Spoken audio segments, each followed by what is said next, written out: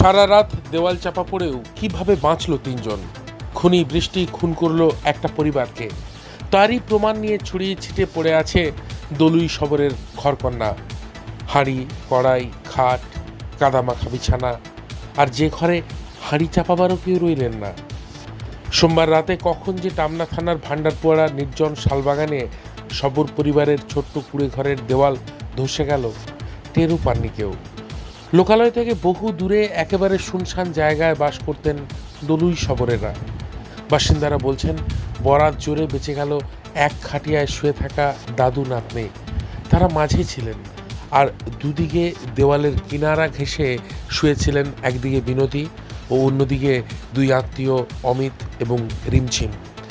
তারাই মারা যান। দলুই পুত্র মানিকের অবস্থা স্থিতিশীল।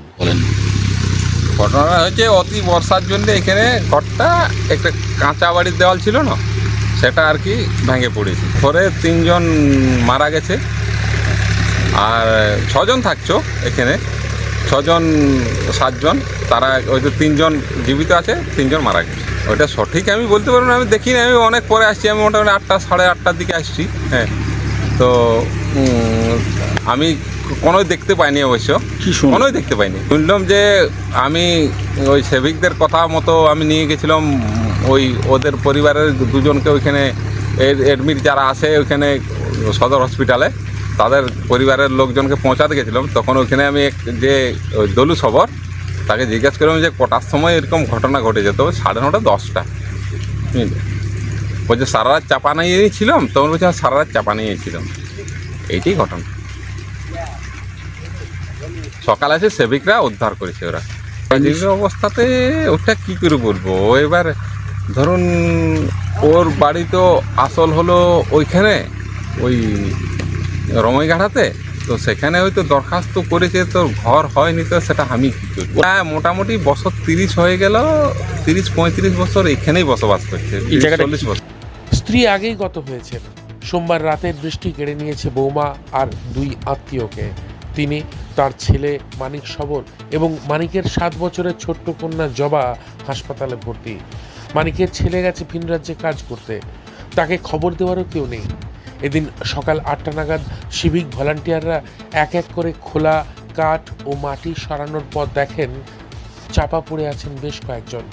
ফলে তড়িঘড়ি হাত চালিয়ে ভেঙে পড়া খাটিয়া থেকে দলুই এবং তার নাতনি 7 বছরের জবা শবরকে জীবিত অবস্থায় উদ্ধার করা হয়। এছাড়া তাদের পাশে থাকা মানিককেও উদ্ধার করা হয়। বন দপ্তরের এই জমিতে 30 বছর ধরে সপরিবারে বাস করছেন দলুই শবর।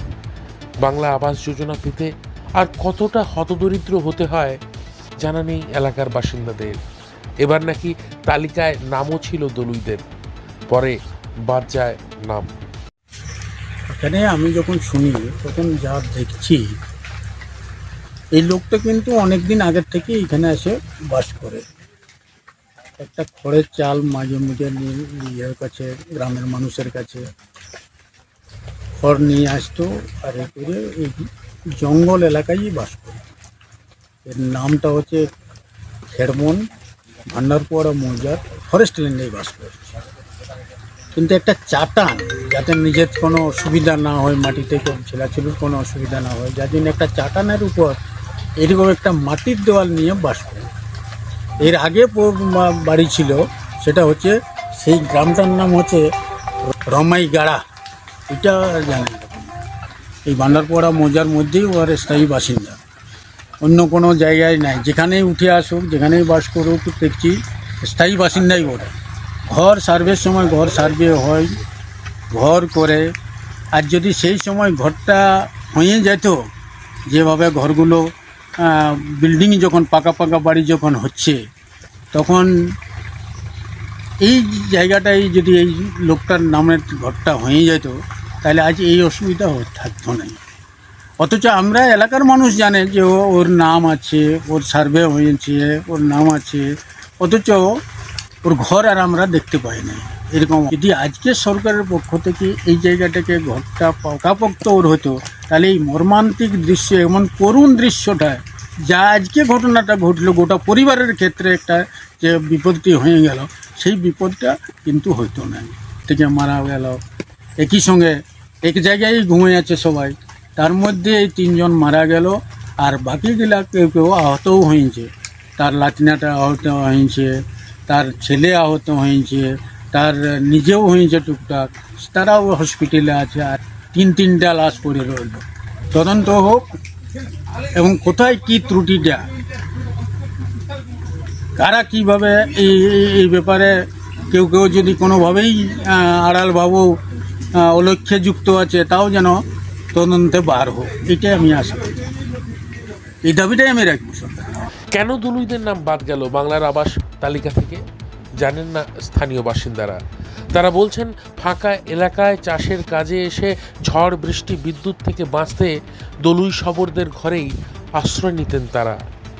সেই আশ্রয় ধসে গেল এবার। আমি তো মানে ছোট থেকে দেখছি, একদম ছোট সাধারণ একটা বাড়ি, মানে সাধারণ ছাউনি একটা যাকে বলে, সাধারণ ছাউনির একটা ছিল। তো দেখছি অনেক লোকেই পেয়েছে, নাই বলবো নাই, তবে ইয়াকে পাইনি আমি এটুকুই দেখছি। মানে 30 বছর ধরে আমি এটুকুই দেখছি যে এই লোকটা এরকম ভাবেই এই জায়গাটাই পড়ে আছে।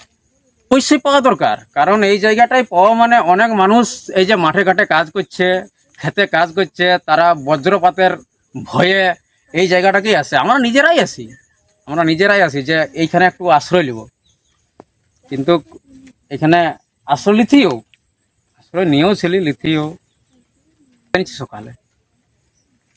আমরা রাত্রেও জানি নাই, কখনো জানি নাই। খবর পাওয়া যাচ্ছে যে রাত্রেই ওরা মরিছে, কিন্তু আমরা জানছি সকালে।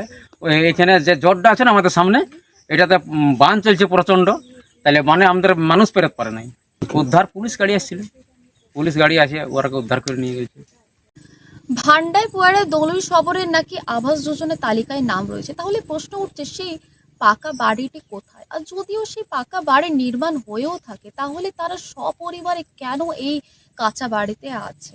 তাহলে কি আবাস যোজনায় তাদের তালিকায় নাম থাকার পরেও কি তারা বাড়ি পাননি? এই গোটা বিষয় নিয়ে প্রশাসনিক তদন্ত নিয়ে দাবি জানিয়েছেন এলাকার মানুষজন। পুরুলিয়া ভান্ডার পোয়াড়া থেকে সুইটি চন্দ্র রিপোর্ট, পুরুলিয়া মিরর।